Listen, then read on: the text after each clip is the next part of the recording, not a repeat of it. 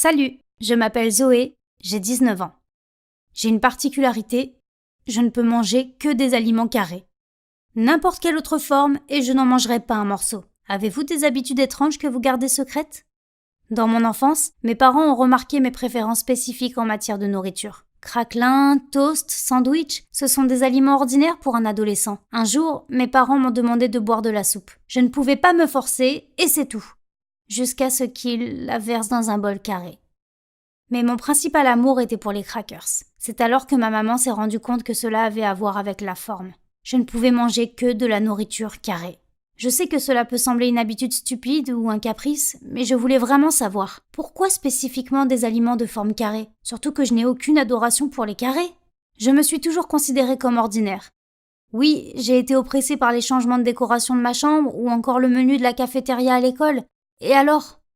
J'ai vécu avec 2 jeunes frères. Si vous en avez un, alors vous savez ce que c'est. Déjà, dans mon enfance, j'aimais être seule. Surtout à cause du fait que ma maman a passé plus de temps avec les jumeaux qu'avec moi. À l'école, mes relations n'étaient pas géniales. Je pouvais soudainement arrêter d'être attentive aux cours du professeur, alors je dessinais dans mon cahier. Une fois, pendant un cours, j'ai rempli 10 pages entières simplement en dessinant des carrés identiques. À côté de moi, un garçon a remarqué cela. Il a commencé à me taquiner, puis les autres adolescents ont commencé à faire de même. Ils ont aussi fini par remarquer mon habitude de manger de la nourriture carrée, et une fois, ils ont décidé d'utiliser la force physique pour me gaver de légumes ronds. Je me suis sentie abattue. Ma maman a été convoquée par le directeur, puis elle a décidé de prendre rendez-vous avec un médecin. J'ai compris que si je disais non, les gens me considéreraient comme anormale. Après ça, je suis allée voir ce médecin. Il m'a posé des questions, puis a appelé ma mère. Je l'ai alors attendue dans le couloir. Quand elle est sortie, elle m'a dit que j'étais juste très stressée et que tout allait bien. Je pensais constamment que peut-être mon étrange habitude était due à un manque d'attention. Au lycée, j'ai décidé de me surpasser pour ensuite suivre des cours de mannequinat. Et pourquoi pas? Je suis jolie, et en plus, à cause de mes habitudes, je ne mange pas beaucoup. Je suis donc très maigre. J'ai alors commencé à suivre ces cours, bien que les autres filles me considéraient comme réservée. Mais je m'en moquais, je pensais même que les autres filles étaient jalouses de moi. Clara, ma principale rivale, était particulièrement agressive. Elle faisait des blagues sur moi, m'appelait la maigre, bien qu'en quelque sorte, nous nous ressemblions. Nous avions la même couleur de cheveux, le visage ovale, la même silhouette, mais elle accordait une grande attention à la nourriture.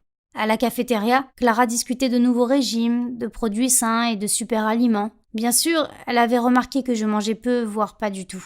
Mais ce n'était que le début. Nous avons vraiment commencé à nous disputer après que je sois sortie avec Thomas. Thomas était le photographe du studio. J'ai été surprise par son attention. Je ne sais pas, parfois j'ai du mal à comprendre les autres. Mais grâce à lui, je me suis ouverte et il est devenu beaucoup plus facile pour moi de parler à d'autres personnes. J'étais très travailleuse et diligente. Je pouvais passer 2-3 heures dans une même pause sans problème. Mais Clara a tout gâché. Un jour, nous étions tous assis à la cafétéria, discutant et mangeant. Clara savait que je ne touchais pas aux salades, ni aux autres aliments d'ailleurs. Thomas est venu avec une énorme pizza. Il a dit qu'il était temps de nous faire plaisir. Clara a alors dit qu'elle pariait un baiser de mon petit ami que je ne mangerais pas un morceau de cette pizza. Je suis devenue inquiète, de la sueur froide coulait sur mon front.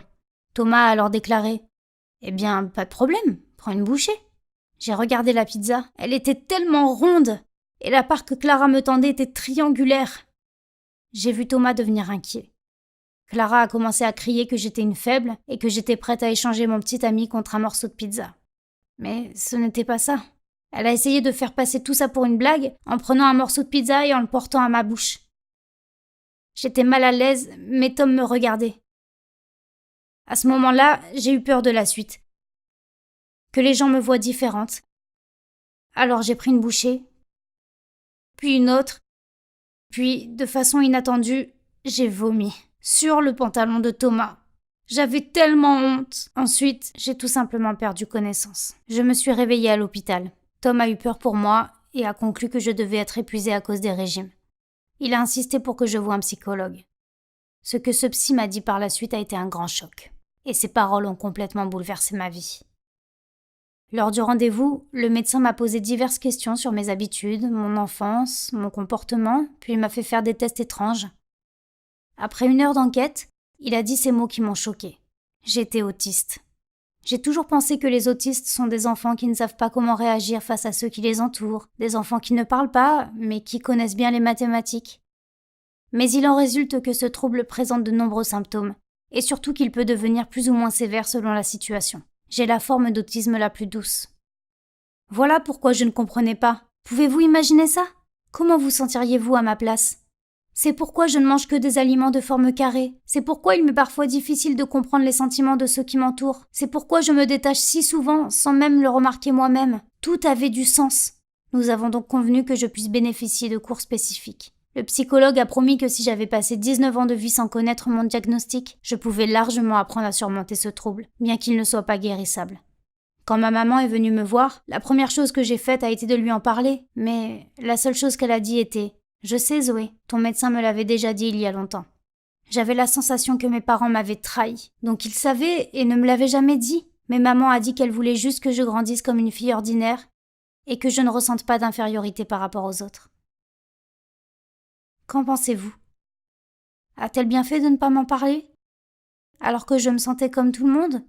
Ou est-ce qu'elle aurait dû me le dire? Dites-moi en commentaire ci-dessous et n'oubliez pas d'aimer et de vous abonner à la chaîne pour encore plus de contenu incroyable.